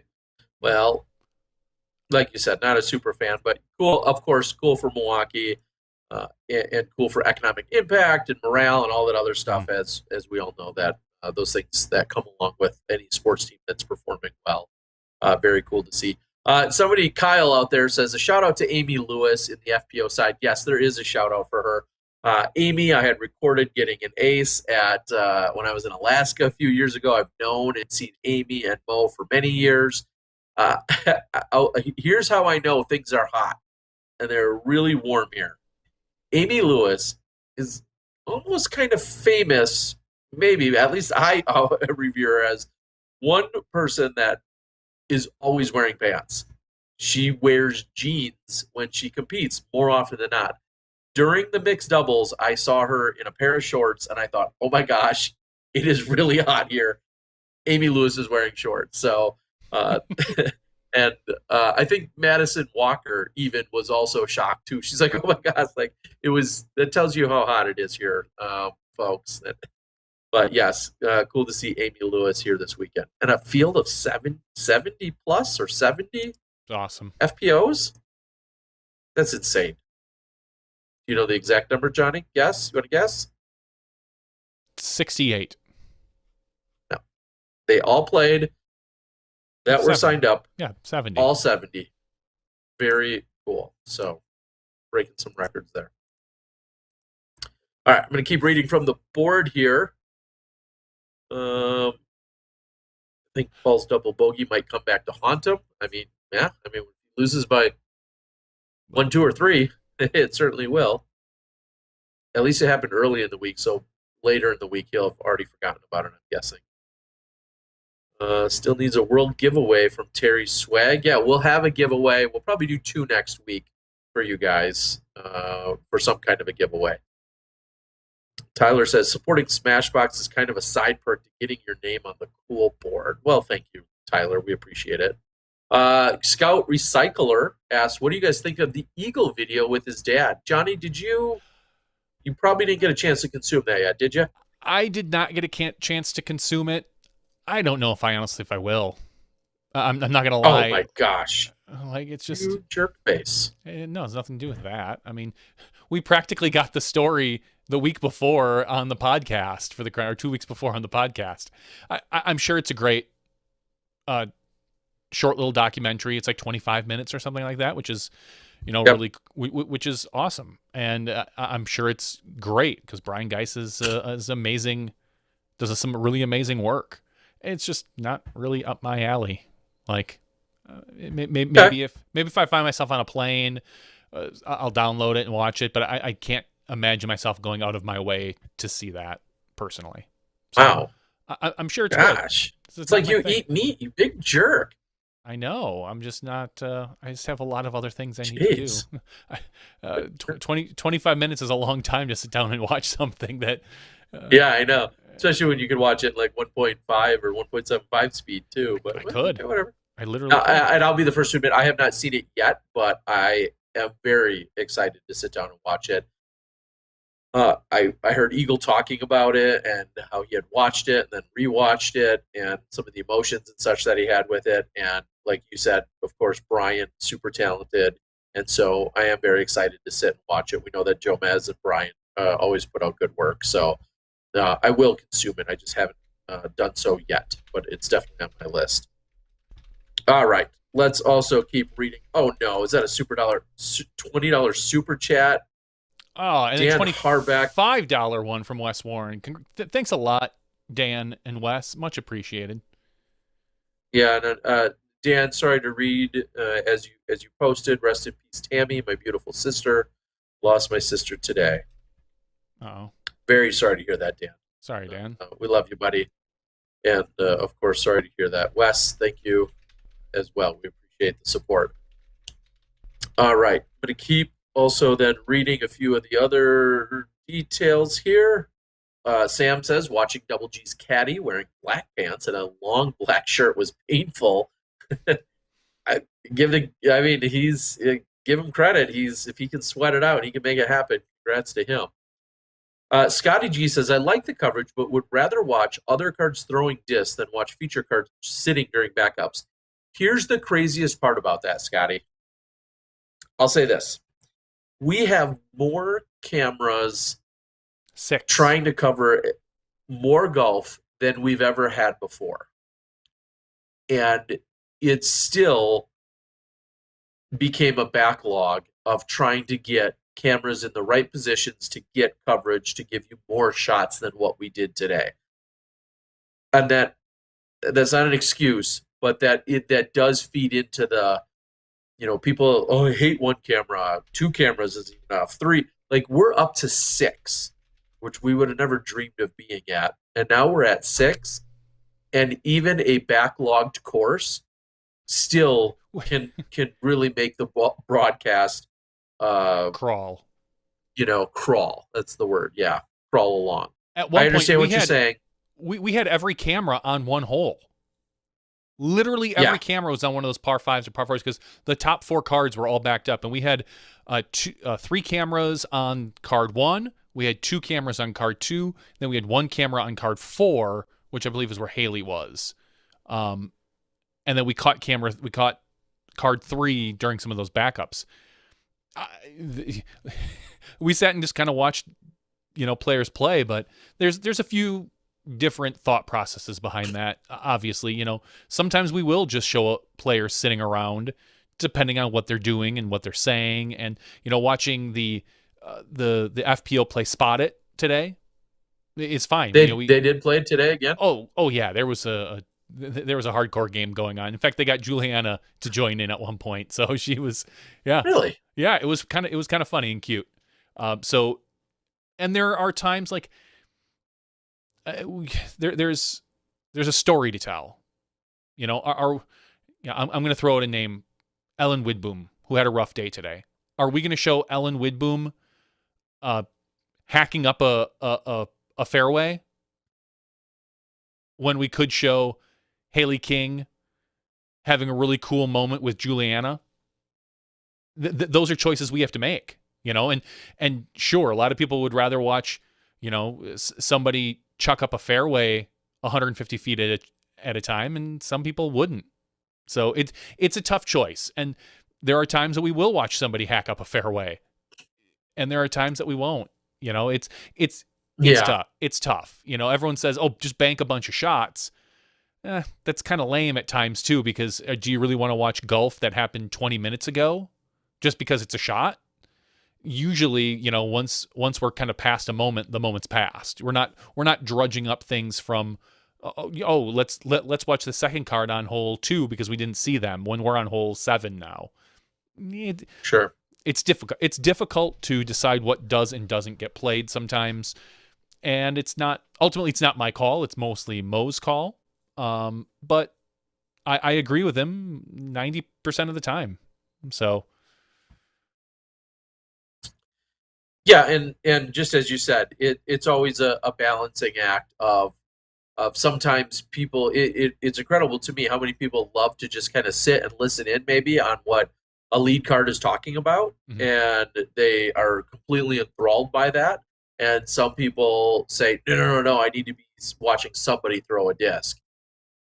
There's no way to perfectly address both of those. That's going to suit everybody, because a lot of people will say, well, I'd rather hear what so and so is saying. They're talking about something, or even if it's random non-golf conversation, that still can be really interesting. Oh, I never knew that Paige's favorite band was such and such. Like, there's things you can pick up. It's almost a behind the scenes at that point, and some people really love that, and as you said, some people really don't. So, but yeah, the fact that there were 3 cards. Well, I was just going to say there were 6 cameras, and Johnny, you said there's 3 cards kind of waiting. The other challenge that can come into play sometimes is if you start then shifting cameras onto cards that they didn't start with, then at a certain point you could get pinched or in a difficult position to get back into the position that you were starting with. So it's just sometimes can be a matter of shifting and the challenges that can go with that, depending on how the course is laid out. At some points on the fort today, some fairways almost literally intersect, and at other points you go off one direction and you're gone, and you never get back to where you just were. So those are all things that also get factored into it, just to throw that all out there. KB says, but you can't really hear him that well, so it's kind of pointless. You're right sometimes, and usually what we'll do is if we start to hang out at a card, I will push up the audio, and we'll tell the booth, usually the term is layout, which means shut up, don't say anything, so that we can listen to the players. And it's hard for me to gauge what can and can't be heard. I crank up the audio almost as much as it can be, but even still, to me, I have other people in my ears. I've got graphics, replay, Mo, sometimes the booth, and things like that to kind of get a general judge of audio. That's one of the toughest parts for me in general is gauging audio and whether we need more booth, less booth, not the content, but the audio levels, more on course, less on course. It's tough, and I know we've talked about this before, and I'm not sorry, woe is me, anything. That is probably one of the most difficult aspects of the broadcast at this point now is leveling audio, and I don't know a better way to do it. There's talks about getting a separate audio person, an A1 as they're called. I don't even know how much that would help, to be honest. So it's a difficult, because then you need to completely change the workflow for audio and stuff like that. So we'll get, it gets better every time, and we'll keep building and keep moving on. Well, it was a lot of fun out there today. I'm excited to watch the women tackle mulligans in the morning. I will say, when I walked outside today at between 8 and 9, it was actually 74 degrees. You're like, oh my gosh, this feels incredible. Unfortunately, it did nothing but creep up another 25 or so degrees throughout the day, but it was very tolerable early morning. And so I feel like if you're teeing off or playing a little bit earlier in the morning, assuming you don't thrive in the heat, it was a lot more comfortable and manageable at those times. So pretty cool, or not so cool actually, to see things continue to get hotter as the day went on. Sue says, wear sunscreen. Yeah, tomorrow I'm at Mulligan's. I'll say there's a lot more shade out at the fort, and if you're not in the shade, you could find some very quickly. Not so much the case at Mulligan's, and so that will be a goal of mine tomorrow. Make sure I'm fully covered and protected as best as I can. Big shout out, Brittany Dickerson actually demanded that I put on some sunscreen Sunday during the field games out there. And then she later yelled at me that I didn't put any more on after my initial application. But thank you, Brittany, for looking out. The tops of my ears really do actually hurt because it's blazing out there. And yes, a sunbrella is going to be the plan if I can tomorrow as well. My one challenge, you think I dip a camera tonight, my one challenge tomorrow will be trying to hold an umbrella. And then if they ask me a question, I have to get the phone out. I have to click on unmute button, which is a tiny, tiny little button. Have to click on mute, answer the question, and then not drop my umbrella or distract anyone. we'll see if things get rowdy on the course. Go get yourself a fisherman's cap, Terry. Go get yourself a nice floppy hat. I don't think that'd fix the problem. No. Nicholas thinks Kale is going to shred the fort. He absolutely could. We'd love to see it. Terry could probably rock a big old derby hat. That'd be pretty awesome. Kind of giant flower. I would. Hers wasn't quite a derby hat, but Alyssa Van Lannen today was rocking a pretty big. Yeah, she. I don't know what this. She stepped right in the middle of one of our shots at one point. We were. Oh, really? We were focused. Yeah, we were focused on somebody. And you got all hat. It was a lot of hat. Like she just walked and leaned up on a tree when I don't know if she understood that our cameraman was live at the time because he was pointing away from the tee as we were at one of the backups and we were focused on I don't know who it was and behind them. But then she's kind of literally just walked right in front of the lens and just stood there. And I was like, "Really, Alyssa? Come on!" But it was a nice hat. Yeah. David asked, how did Paul get a double bogey on 18? The quick version is he threw OB, went to the drop zone, missed the putt from the drop zone, which also rolled OB, and then he tapped in. Takes a 5. Shortest hole at the whole tournament. Something like that. Jungle pretzels. Gosh, I'd love to get me some pretzels. I think I've gone out to eat twice since arriving Friday. 2 Philly cheesesteaks. So far, one was better than the other. I'm on a quest. I'm going to find the rest of them in town by the end of the week. I want you to eat a Philly cheesesteak every day. Report. I missed yesterday technically. Oh, then you failed. Every day I go out and get something to eat. I'll see what I can do. I'll have a full report at the end of the week.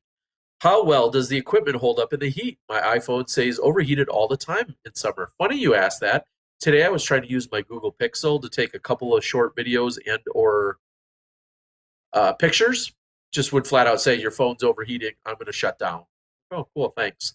So my phone specifically can do that. My old Google Pixel did that as well.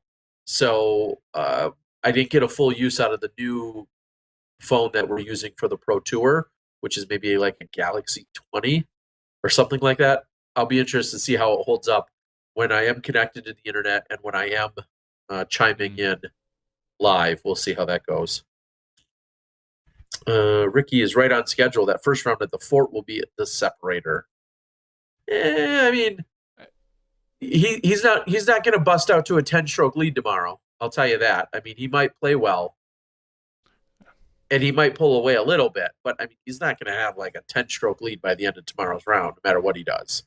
Even if he shot 18 under, he's not going to have a 10-stroke lead probably. No, then he might, but not likely. What famous foods is Utah known for? I don't know. I'm usually not that creative. I'm 2 for 2 on Philly cheesesteaks. What does that tell you? I mean, come on. Johnny, do you got anything else? Any books? Any media? Any funny stories? Anything else that may or may not be disc golf related here now? I got no funny stories. What do we watch? Loki is a very good TV series. You would not like it, Terry, so don't bother asking. No. Nope. It's on Disney. I could tell you already. It's on Disney Plus. Very good. It's part of the MCU. What else is going on in life in general? Not much. Everything was prepping for Worlds. Yeah. This weekend, I was at a birthday party for my niece up in Little Chute, Wisconsin. At Doyle. That's CHUTE, just for everyone out there. Yep, Little Chute. And I was talking to one of my cousin's husband, whatever he is to me. So he's a great guy. But he was like, "Hey, yeah, I was talking to one of my friends, and he's kind of in like this disc golf thing, and somehow your name came up, and he was like, really? Like you know him?" And Johnny V? And he was just like, yeah, he's at like he's like at every family gathering, and the guy's like, no way. I watch his podcast, So shout out to whoever that is out there. If you know Nick, Nick and Megan from up there. So there's a shout out for you, buddy. Anyway, yeah, so I thought I got a kick out of that. He was like, yeah, you have at least one fanboy. I'm like, that's great. Dang. We got one, Terry. Wow. Well, I mean, you do. I don't. He probably doesn't even like me. He may not like you. I don't know. I'm assuming, most people tend to pair us together. If they like one of us, they like us both, and vice versa. We've had a fair share of people that didn't like us. That's very true too. Scotty G had asked a moment ago about if the OB wall, if the advertisement walls should be out of bounds because otherwise it's confusing. No, that's been heavily discussed throughout the years. And here's 2 quick points to that. One, you really don't want a manufactured wall like that, necessarily to determine to maybe save a shot or impact the result of a shot. Now, clearly, it can still happen, but if it's the official OB line, it just brings in so many other complications. And we've seen in the early years where sometimes you might hit one of those OB advertisement billboards, and it could stop it, and then either keep you inbounds or keep you from going inbounds. Both of those. And then on top of it, if you hit it in one spot, but you hit it in another spot, sometimes if there's any bend or give, depending on how they were put in, it could potentially go through in one spot, but not necessarily in another. So it just created a lot of inconsistencies there. And so it's been essentially, I think, what's the word I'm looking for, standardized, that the OB wall will always be, I think, at least up to 1 meter, or maybe more, but at least 1 meter from the actual OB line. So it's there as an advertisement. It's there as an asset and a fixture on the course that people can see, and it's a reference point. But it is not to interfere with the play. And then the last kind of philosophical point to it all is: do you really want to be the possible company or representative, or be represented as the company that made or broke a tournament? You hit that OB wall, in one scenario, and all of a sudden it bends a little and you still slither out of bounds. You're now mad, are you holding a grudge at that company? And I know that might sound a little silly, but I personally feel like attaching yourself to, something that could carry such a negative connotation or inconsistency, I could see why they want them to be, so to speak, off of the field of play or slightly removed from the field of play. Those are just some of my thoughts on it. I've got one more suggestion for a podcast. I don't know if I mentioned it last week before we wrap up the show here tonight. If you haven't listened to it, new podcast out called World's Greatest Con. I don't know if I mentioned it last week or not, but very good. It talks about Operation Mincemeat from World War II. It's in general a very good podcast. I think they released their newest episode yesterday, episode 3 out of 5, I believe. So still doing very well for me. So go and check that out. Yeah, I was going to say, where's your affiliate link, bro? Are you getting paid by these guys? You did mention it last week. But it's good. It's really good. I listened to the new episode yesterday, and it was good. So, and Terry, sounds like your immune system is breaking down here. Which is funny because I was going to say I feel fine. Clearly my nose and nostrils are saying otherwise. And I refuse to get Flonase because they have the dumbest effing commercial on the planet. So I don't care if it solved my problems for the rest of my life on sheer principle, because their commercial says something to the effect of, well, because we have 6 and 6 is more than 1. Cool. Like 100 is better than 99 if we're talking about ice cream cones. Like, it's just such a stupid statement that I've hated it from the very first time I ever saw the Flonase commercial. You can say, well, it's working because I can think of it. Yeah, but I guarantee you I will never buy Flonase. Because 6 is better than 1. There goes another advertiser for us. Thanks, Terry Miller. Yeah, something like that. No, my allergies, I don't have allergies. I feel great. So, all right, Johnny. I guess, as you said, we could call it. My last point before we call it, and it's funny you mentioned a podcast, because somehow this came to light in my brain today again. I'm going to share the idea because I'm never going to move on it. I would love to see, initially I thought of this as a YouTube series. It could maybe be a podcast, but I think YouTube series, maybe video is needed. I think the greatest idea for a video series would be something along the lines of, it would be called something like The Best Possible or something stupid like that, that basically takes situations and then explains the best possible way to do it, or to arrange or configure or address an issue. Because there's all these like wives' tales of like and urban legends and or theories or generational things that are passed down for like how you do stuff. I want to know the best, most efficient, productive way to get something done. And I think of the cheesiest scenarios of an argument people have. Does the silverware in your dishwasher, does it go up or down? And some people would say, well, it depends on, on where the washers and the sprayers are. I get that. But I want to know the best possible way for everything to get done, as in what's the most efficient and what's the most effective. And I know that's kind of a weird example, but we all know, like, of all these things that you hear about, and I want to know the best possible way to do it. Okay, I need to ask you, that's a great example. Terry, when you put your silverware in the dishwasher, do you put it up or down? Knives, for me, knives are kind of unique. Like, knives always go down, I think. Do knives differently?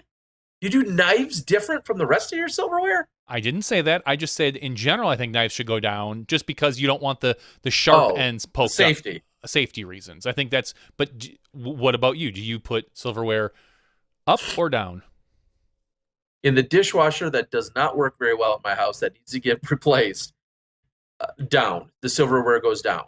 And then I know there's like door loading silverware where it's in the doors and blah, blah, blah. I understand there's different dishwashers, but then maybe that's a 2-part series. If you have this style and you have that style. I don't know. There's just, life hack. It's like, I think where life hack kind of meets almost like a Mythbusters. Like, that's a great comment there, Lee. It's somewhere in between those two. Like, I want the best, most efficient way to do something. How much laundry should go in your laundry, in your washer? Because sometimes you look and you're like, oh, that was a waste. I don't feel like I put enough in there. And sometimes you obviously overload it. You're going to burn out a motor or wreck something. That's why you've got settings, different size settings. I know to some degree, but there's optimal. Optimal is maybe a better word than best. I want everything I don't think explained in the most optimum efficiency. That's what I'd like. Not necessarily easy. I want optimum.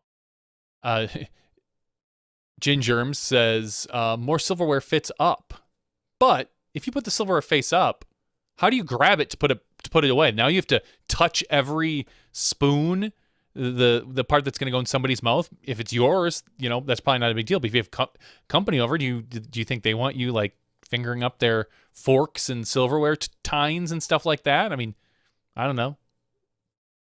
That's why for me, down, because then you grab the handles, you put them in, you don't never have to touch the other stuff. I don't know. Not that it matters that much, but best way to fold your clothes. I've got a flip and fold for my t-shirts if I ever want it, when I use it sometimes. There you go. Every household though does it differently. Like, depending on what your parents probably taught you or your significant other or whomever, every household folds their t-shirts and their towels. Everybody folds them differently. Sometimes it's for decorative reasons. Sometimes it's for efficiency in terms of there's one optimum way. Is there not? No, like there's not. Clearly a best possible way to do it. Define best looking, best fitting. Those are two different bests. Optimal. Optimal. That doesn't make any sense. There's no optimum way to do it. Am I looking to fit I understand. There's still some subjectivity there. To fit more in my linen closet, or am I looking to make it the best looking? Because the way my mother folded towels was that you could not see a seam. It was always every towel had the thing. You don't want to see basically a line. So every one was just one bump, so to speak. That's how it looked which is really funny of all things, like just the way it was folded. But some people just fold in half, fold in half, fold in half, fold in half, and then put it in there, and they don't really care if you see all of the bends and the folds and stuff, which is how I feel. Yeah, I there you go. Well, another one that's come to mind. It's but funny, the way, a lot of these are household things. Yeah, but the way my mom folded they were so much thicker than if you just kept folding in half, because it was just bigger the way it was folded. So, again, optimal is. What about mowing your lawn? I'm sure. I mean, everybody mows their lawn differently, right? Like whether you go there and straight back, or whether you start and you go all the way around till it gets smaller and do it circular. There's clearly mathematical. Yeah, there's clearly mathematical analysis of this. There's the way the machines work, the size of the machine, or the tool or resource that you're using. That's what I'm just saying. I think it could be a really cool series. Yeah, like life hacks meet Mythbusters, somewhere in between there, as to like how people always do things one way, but yet there's so much more of a optimum way to do it. That's either less wasteful for one reason or another. There should be a best practice for a lot of these things. And I just think it'd be a cool series. And for some reason, cleaning it seems like it comes to mind. Well, because everybody wants to do cleaning and chores. Everybody wants the quickest, best way to do cleaning and chores. They don't want to think that they're wasting time. I sat for an hour and folded a whole bunch of my own laundry because I was a slacker and didn't do laundry forever the other day. And my daughter came upstairs. She's like, can I help you fold? And I'm like, and as my daughter has special needs who cannot help fold laundry. So she sits up there and just like, hey, can I help you? I'm like, sure, here's a t-shirt. Please don't mess with my other pile of t-shirts I have, because I'm going to have to refold them. So help one way or another. Exactly. It was just fun. It was nice having company, but sure. Great. Huh. All right. Well, anyway, yeah, you're right, Tyler. I'm still rambling on about my life hacks. All right, guys. Well, we can close it out. We're going to wrap this up. We are. We appreciate you guys for joining us. Thank you to anyone and all of you that super chatted. Again, Dan out there, love to you and your family, my friend. We're feeling for you. But thank you guys for jumping on. So many of you that we recognize night in and night out. World Championships is here. It started 2021. We've been waiting for this one now for a while, and I think we're going to continue to see fireworks throughout the rest of the week. So enjoy the post-production coverage. Enjoy the extra nightly recaps and shows. Enjoy everything you find on Disc Golf Network and beyond. We look forward to bringing you guys the best possible broadcast throughout the rest of the week. We're only 20% done with plenty more action to come. So for Johnny V and myself, Terry Miller, the Disc Golf Guy, this has been Smashbox TV's podcast 355's After Show. We'll see you the rest of the week here at the World Championships when you step inside the Smashbox.